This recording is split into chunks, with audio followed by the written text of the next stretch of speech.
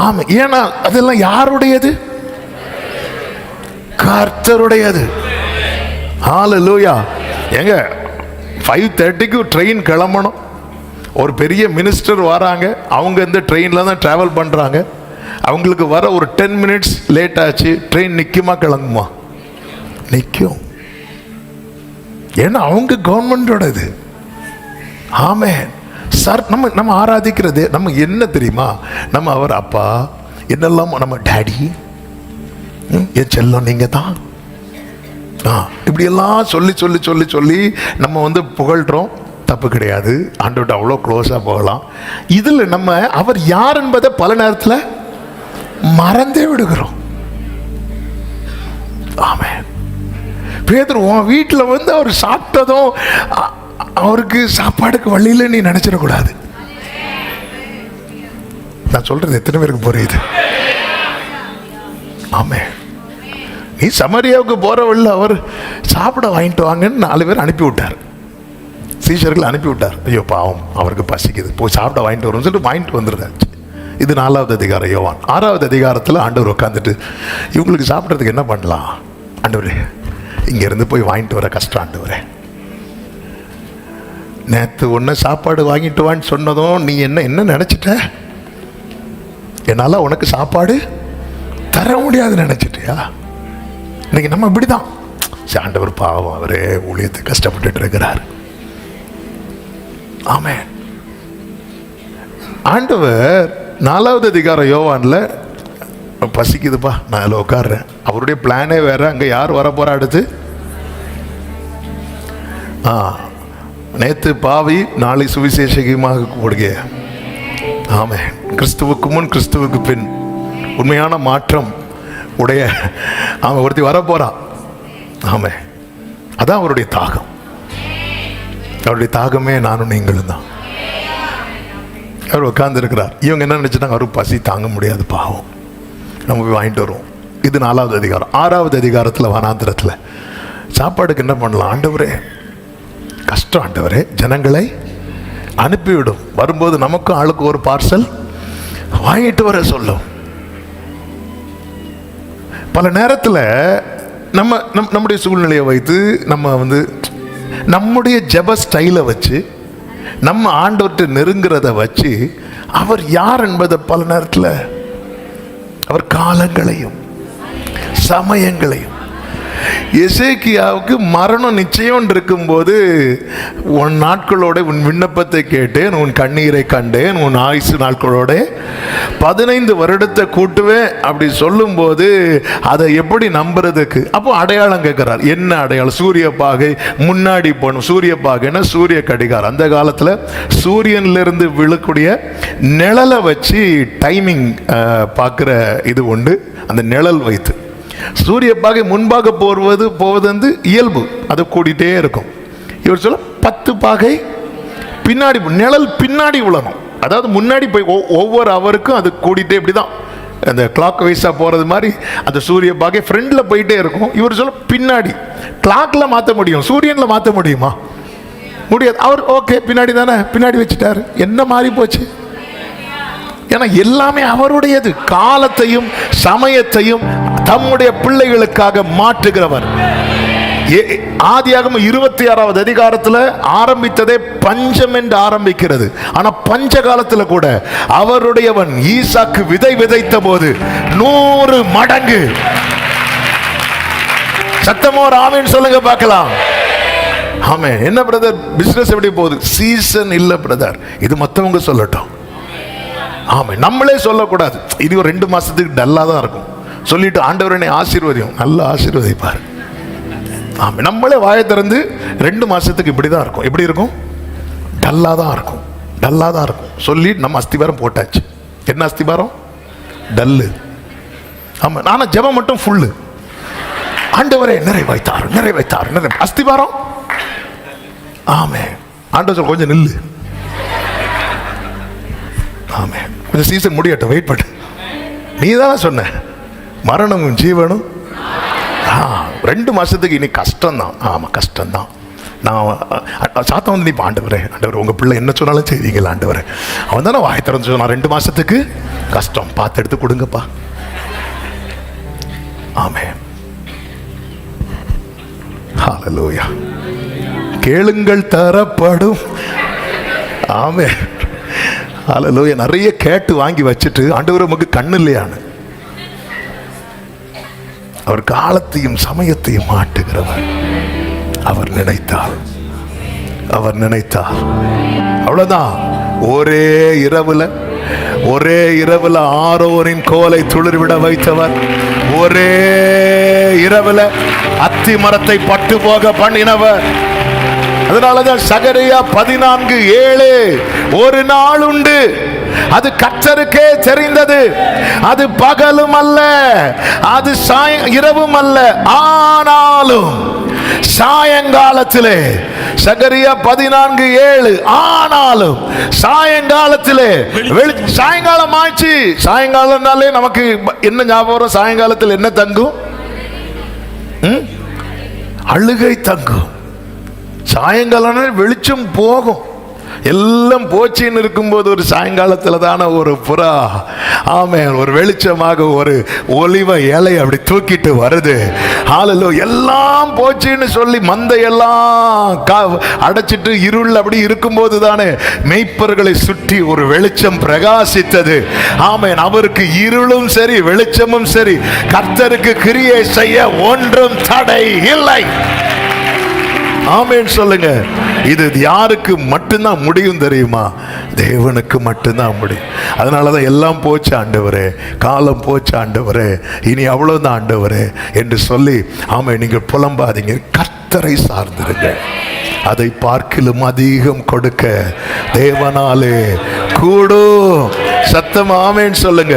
3வது ஒரு முக்கியமான காரியம், இது எந்த மனிதனுக்கும் கொடுக்க முடியாதது என்ன தெரியுமா?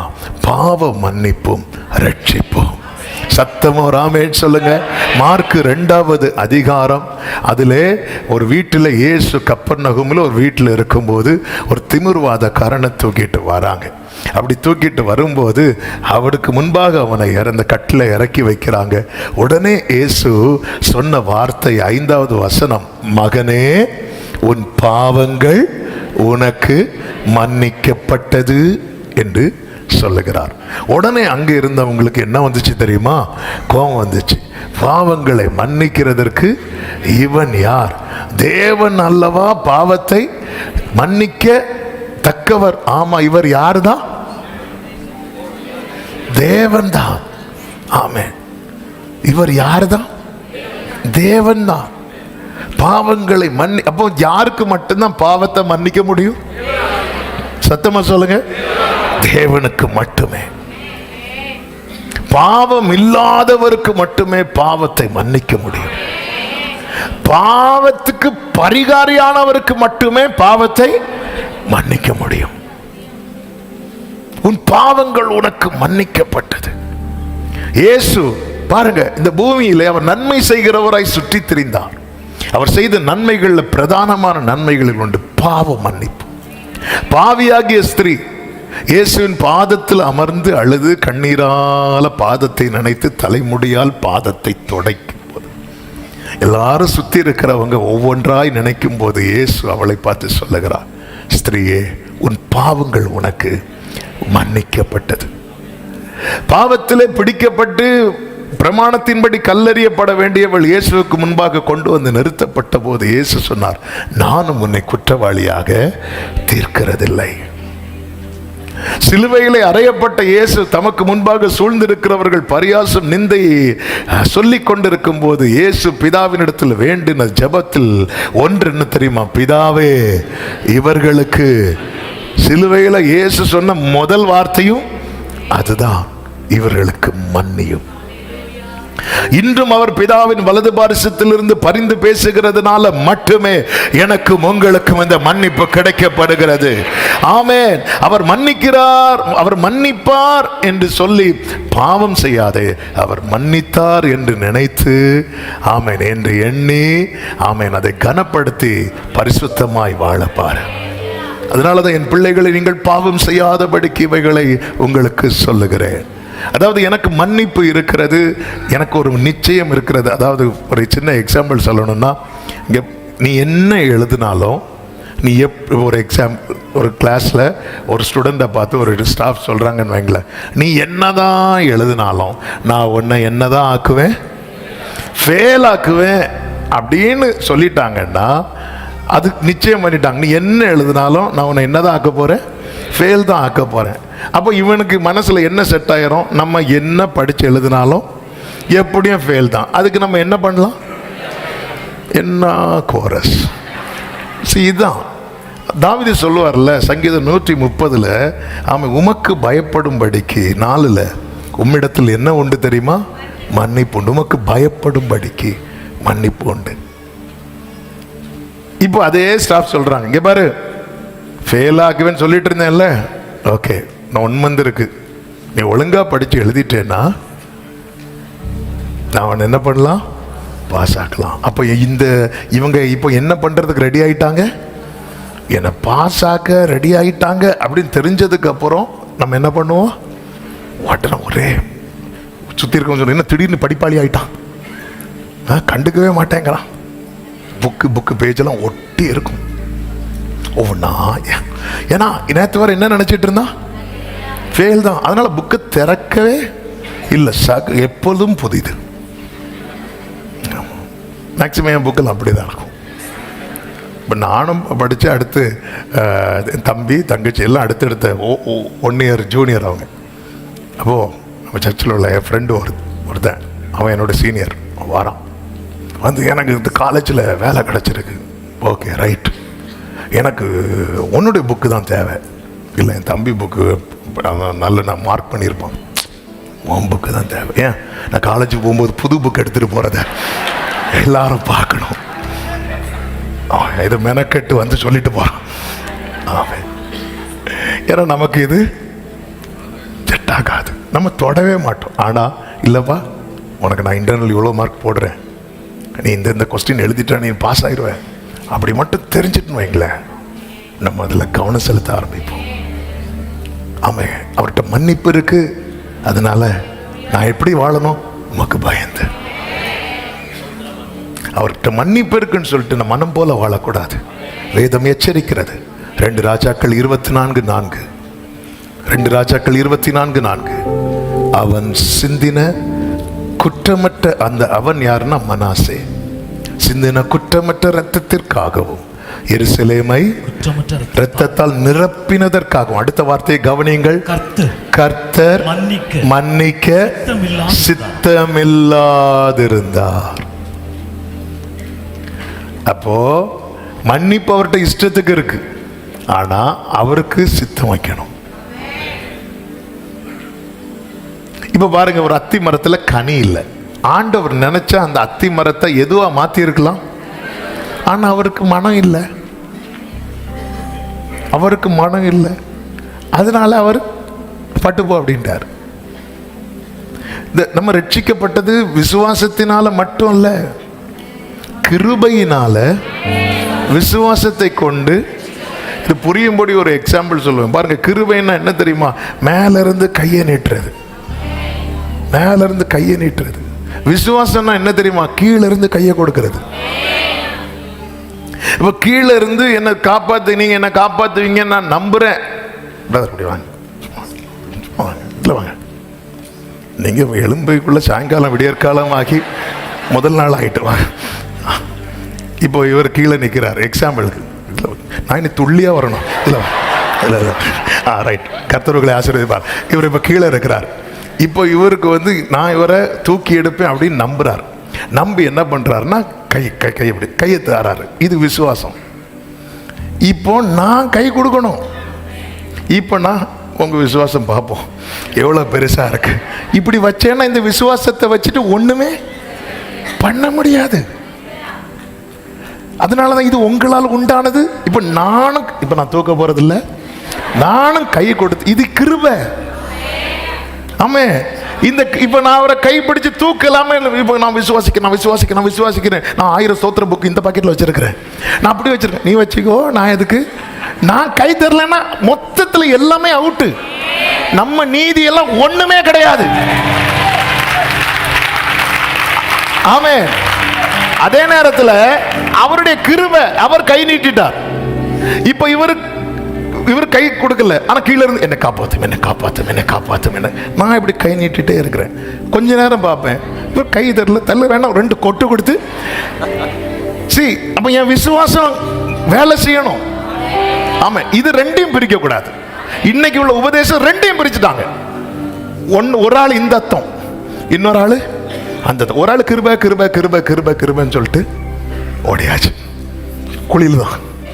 இன்னொருத்தங்க அப்படி இப்படி அட்டின்னு போட்டு அடிச்சு கொன்னு, எனக்கு கொஞ்சம் ஆக்சிஜன் தாங்க, அடுத்த சர்வீஸ் 2 பாயிண்ட் தான் முடிஞ்சிருக்கு, ஆளை விட்டு. இது கிருபையும் சத்தியமும், கிருபையும் விசுவாசமும், கிருபையும் நீதியும். ஒரு தேவ பிள்ளைக்கு இந்த வெளிச்சம் இருந்தா மட்டும்தான் கிறிஸ்துவை பற்றி கொண்டு நிற்க. Thank you thank you thank you. கிறிஸ்துவை பற்றி கொண்டு நிற்க முடியும். ஹல்லேலூயா. இது எனக்கு தேவன் பாராட்டின கிருபை. அப்ப நான் சிலுவையை பார்க்கும் போது எனக்கு எப்படி தெரியுமா தோணுது? ஆமே, என்னை தூக்கி விடுறதுக்கு அவர் ரெடியா இருக்கிறார். எனக்கு சிலுவையை பார்க்கும் போது அவர்கள் அவரை நோக்கி பார்த்து பிரகாசம் அடைந்தனர். ஆமே, இயேசுவை பார்க்கும்போது அவர் என்னை தூக்கி விடுவார். சேற்றி நின்றென்னை தூக்கி எடுத்து மாற்றி உள்ளம் பூதி. ஆமென். சேற்றில் நின்றென்னை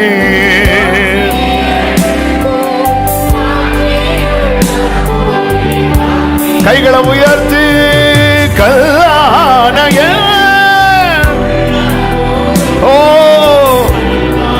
ஆண்டவர் மட்டும் நம்மளை தூக்கி எடுக்கலனா, ஆண்டவர் மட்டும் நம்மளை தூக்கி எடுக்கலனா. 6 மணிக்கு ஒரு சிலுவையில தொங்கினது எதற்கு தெரியுமா? அங்க இருந்தவங்களுக்கு அவர் பாராட்டின கிருபை. அந்த கிருபையை உணர்ந்த கள்ளர்களில் ஒருவன் பார்த்துட்டான், ஆண்டவரே உம்முடைய ராஜ்யத்தில் வரும்போது என்னை சேர்த்துக் கொள்ளும் என்று சொல்லும் போது அவன் நம்பிக்கையை, அந்த விசுவாசம், அந்த கிருபை தூக்கி விட்டது. இன்று நீ என்னோடு கூட, இன்று நீ என்னோடு கூட பரதீசில் இருப்பார்.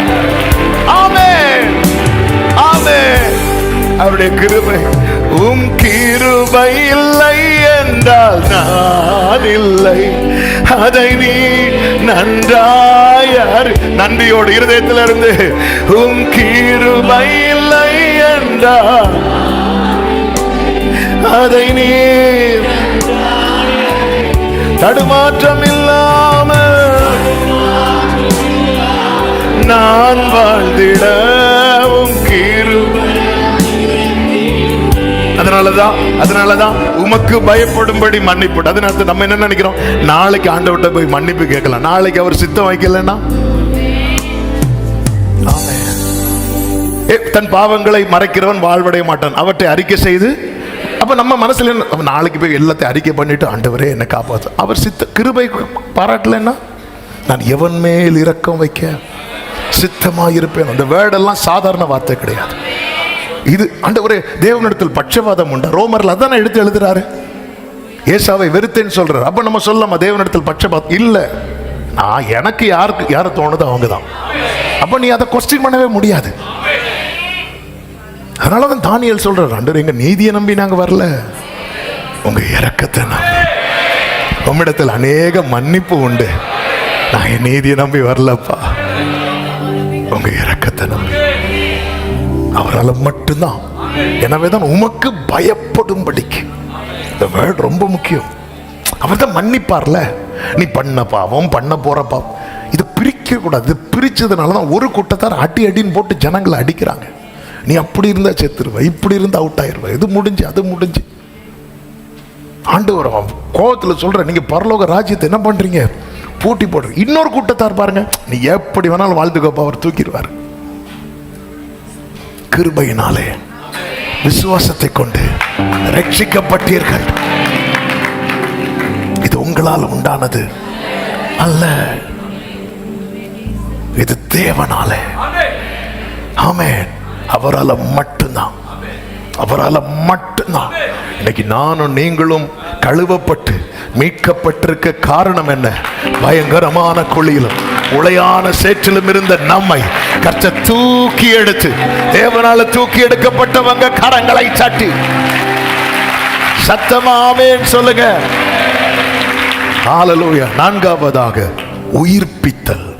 உயிர்ப்பித்தல் இது எந்த மனுஷனுக்கும் முடியாது.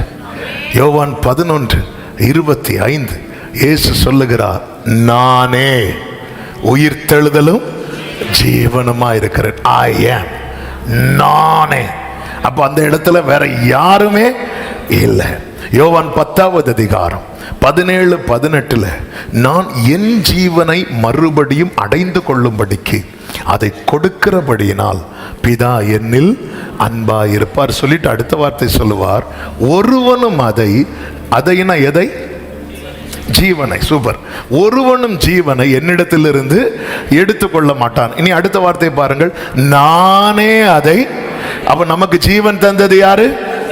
இயேசு. சத்தமாவேன்னு சொல்லுங்க பார்க்கலாம். அடுத்த வார்த்தை, அதை கொடுக்கவும் எனக்கு அதிகாரம் உண்டு, அதை மறுபடியும் எடுத்துக்கொள்ளவும் எனக்கு அதிகாரம் உண்டு. இந்த கட்டளையை என் பிதாவினிடத்தில் பெற்றுக்கொண்டேன்.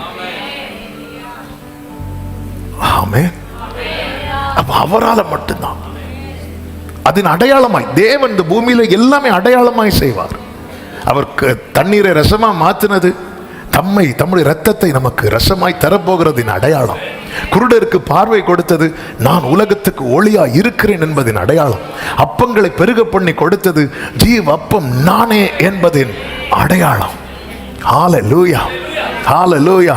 அதுபோலதான் உயிர்த்தெழுதல், நானே உயிர்த்தெழுதல். அதன் அடையாளமாக யவீருவின் மகளை கர்த்தர் உயிர்ப்பித்தார்.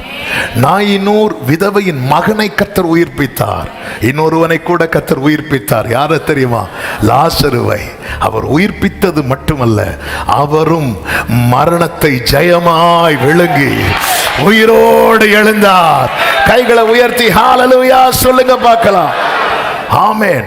ரோமர் 6:4-5 சொல்லப்பட்டிருக்கிறது, மேலும் பிதாவின் மகிமையினால் கிறிஸ்து மரித்தோரிலிருந்து எழுப்பப்பட்டது போல நாமும் புதிதான ஜீவனுள்ளவர்களாய் நடந்து கொள்ளும்படிக்கு அவருடைய மரணத்துக்கு உள்ளாகும் ஞான ஸ்நானத்தினாலே கிறிஸ்துவுடனே கூட அடக்கம் பண்ணப்பட்டோம்.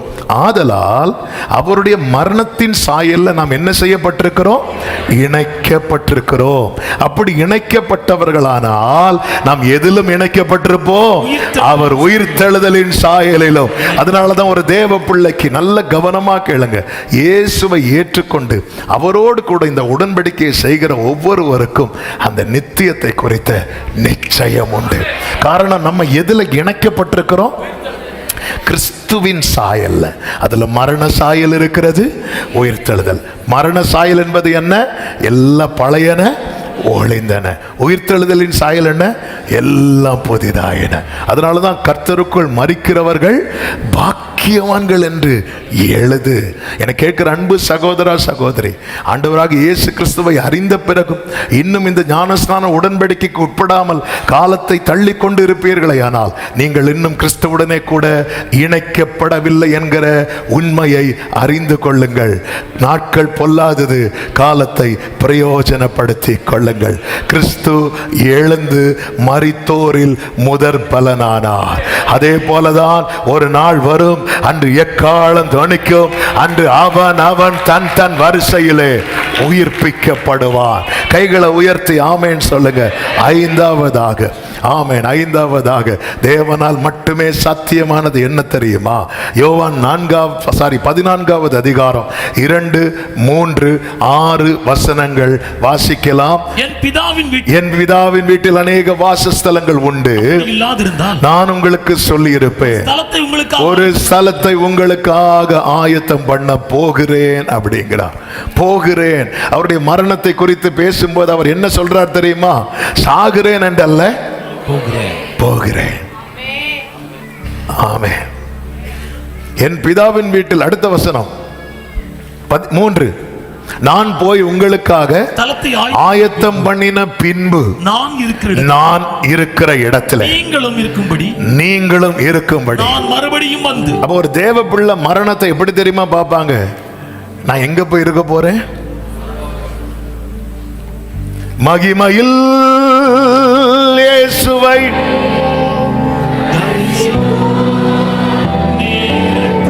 அந்த நான்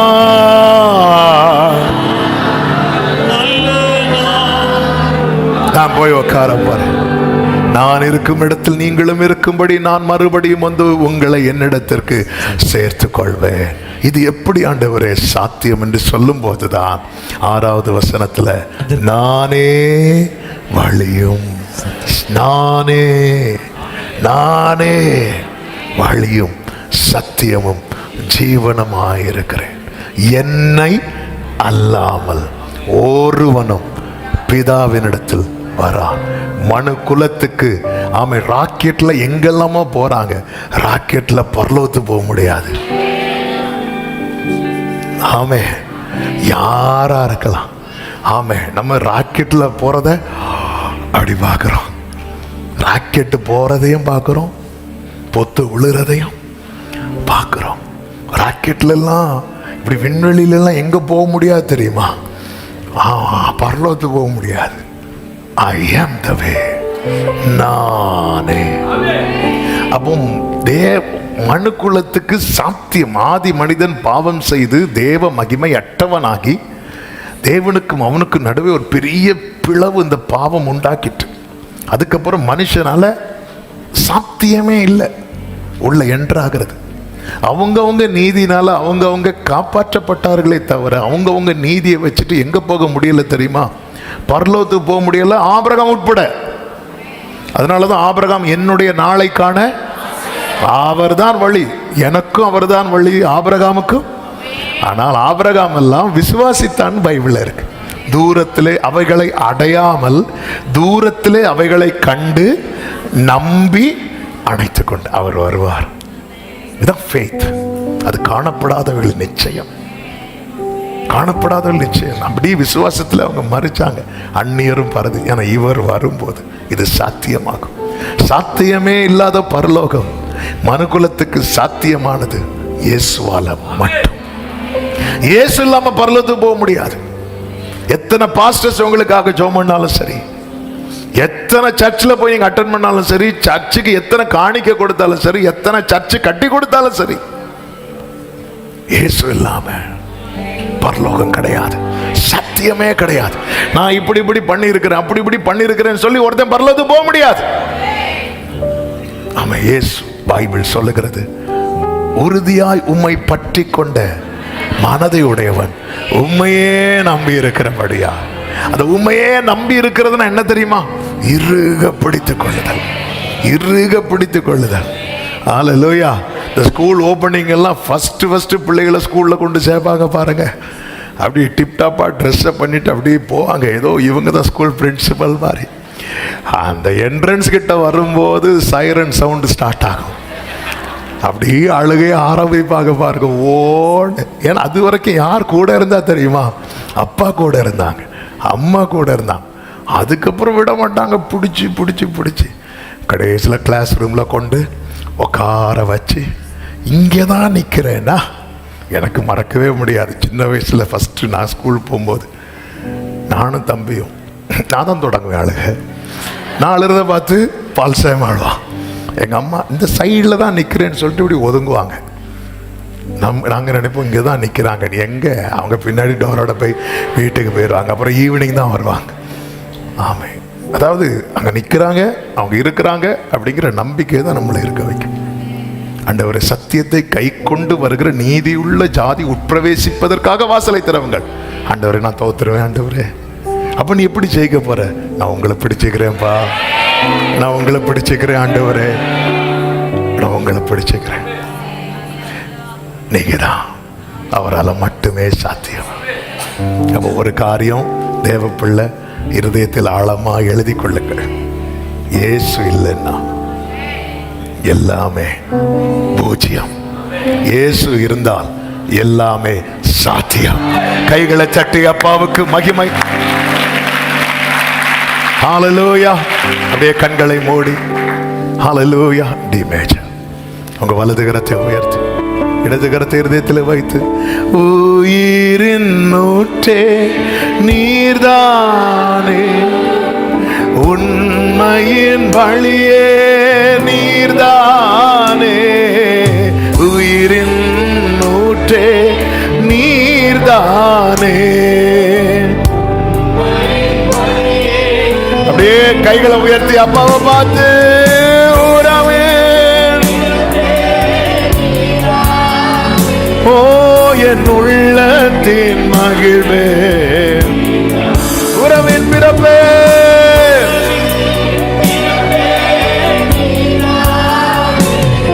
என் உள்ளத்தின் மகிழ்வே. நீங்க நினைச்சா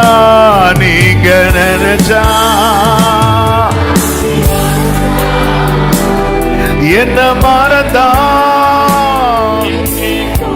நீங்க நினைச்சா